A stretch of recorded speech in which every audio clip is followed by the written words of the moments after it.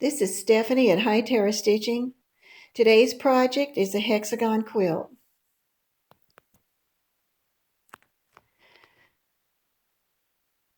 This was the Hexagon quilt that was my inspiration for this quilt, and it's very old.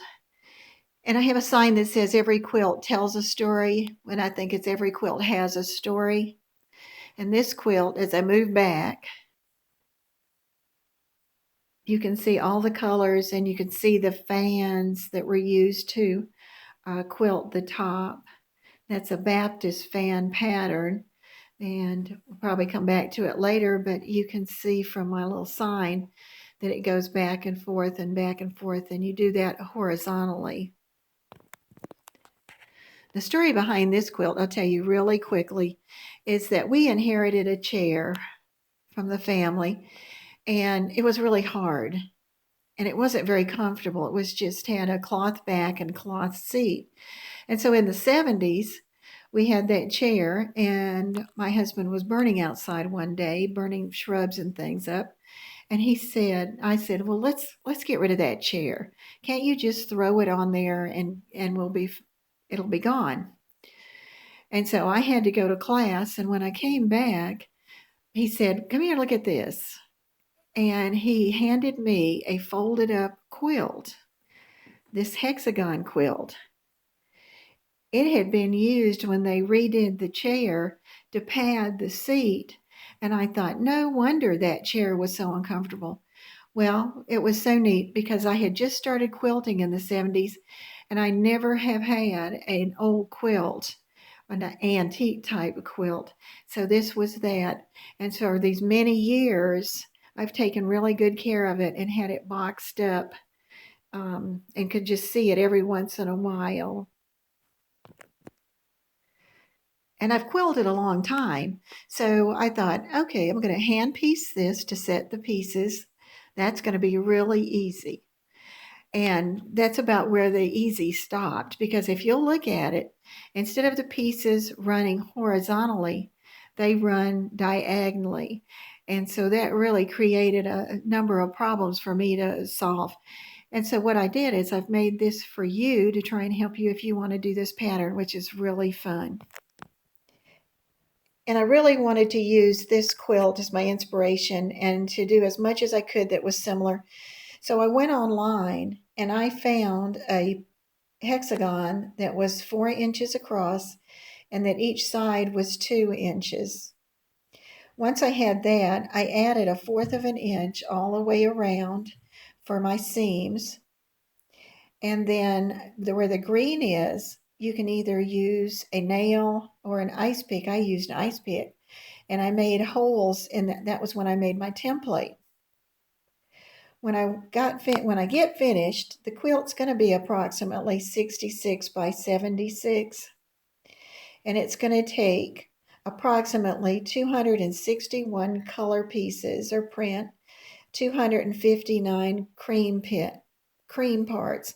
So 1 yard, you can get 72 hexagons. And here's an example of a cream part that's ready to be stitched. I'm right in the middle of the project, so I still have a lot of the pieces that I'm going to use, and I thought this is a good place to share with you how I got where I am now. And this was my yardage for the cream, and I folded it so that I had 4 layers. And then I would take a mechanical pencil and outline the template at this point. Now, I made it dark for you. When you're doing it, you don't have to make them that dark, just so you can see them, and then cut them. And you'll notice that I left pins in the uncut part, so then I can just move those up and then go on. And so I had a lot out of that piece of fabric. After I cut them out, then I laid them on a soft surface, and I took my template and laid it on there very carefully, lined it up the best you can. Then I took a softer pencil, like a number 2, and I went around and I marked where each one of the points were, because this is another quilt that you're going to be doing from point to point for your stitching. And that's going to be the important part. So the more care you take with this, the better the quilt's going to come together. So now, then after I did the points, I came back with my ruler and I drew a line from point to point. Now you might not want to do that. At first I started out and I said, oh, I'm just going to go from point to point. But it's 2 inches and it doesn't take you long to get distracted or for it to get sort of wonky. So I started putting the lines on there and that just makes this fly.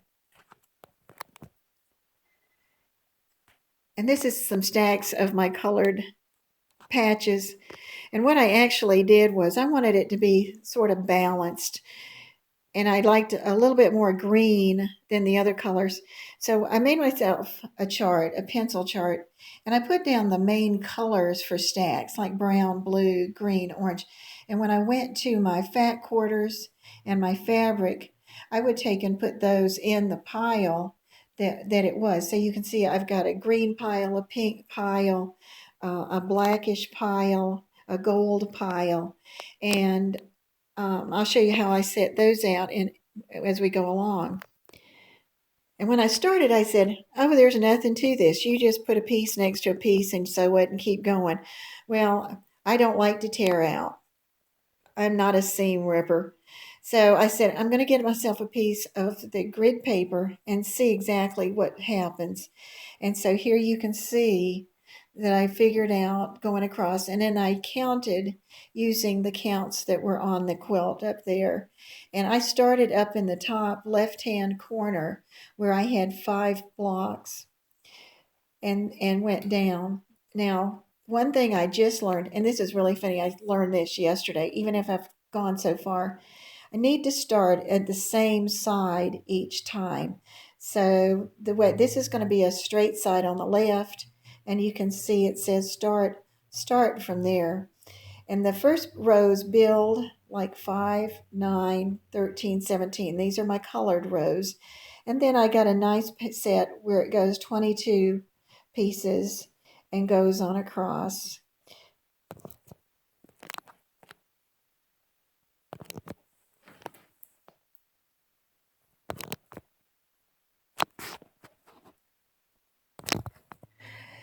So I'm going to get ready to start to work on the piece I've been doing. And I've got one of my cream sections. I'm going from the right to the left from my starting side. I actually put a marker on here so I know that I'm on the right side. I'm going to take this piece, and I've got my little dots. I'm going to line it, but you can really line the piece up with the other piece because I cut them very carefully, and find out where that one is, and I pin it so it'll stay in place. Then I'm going to come over. Now, one thing that I did learn this time with this one is those points are going to be very important. So I actually went back and did a back stitch again. Now, I didn't do mine with black thread. This is so you can see it. I've got good thread. I've doubled this, but I also had good thread that I could do a single strand at a time. So you'll just decide that. Nice sharp needle really helps, but it's good going through the cotton. And so I just go down,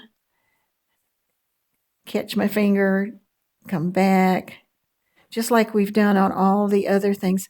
The smaller the stitches, the happier you're going to be with this. And then look at it every once in a while and see these, and you're going to go all the way across. So let me quickly go over to the stopping place because I want to show you how to turn. And at first when I started, I was doing the 2-inch pieces one at a time. And you can do that any way that you want to get those sewn together. But I finally figured out that I could do 3 runs. All right, so there was one. And I'm going to take, and even at this corner, though I'm not cutting off my thread, I'm going to go ahead and back stitch just to make that a good, strong place. Now, if you watch, I'm going to turn, and I'm going to turn my piece towards the quilt, and all of a sudden I've got my next 2-inch part to do. I'm going to line up the dot on the left and line up the top of my material. And even if this looks off when you look at it, don't worry about that because it's going to be right. And you're going to start and you're going to go across again. I want to show you when I get there. I'm actually able to do 3 sides.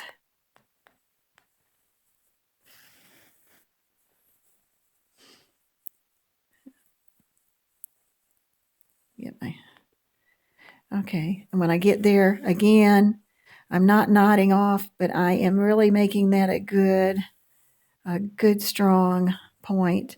And we'll pull my pin again and watch. I'm going to turn one more time and I'm going to have it lined up with my quilt on the bottom.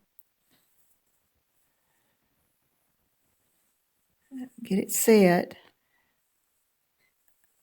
so that it's sort of even with the top and close to this edge, and then you're ready to stitch it all the way across. And so when I got done, if I went all the way across there and I opened this up, you would see that I've got 3 sides that I was able to sew in that one run. Then I'd get my next one and set it on there, and you can see how helpful that line was. All right. I want to show you what happens when you do the other fabric. All right, I'm coming back over here. There's my start sign so I don't get confused. And this is my color section. I'm going to lay it on this part. And then I'm going to turn it.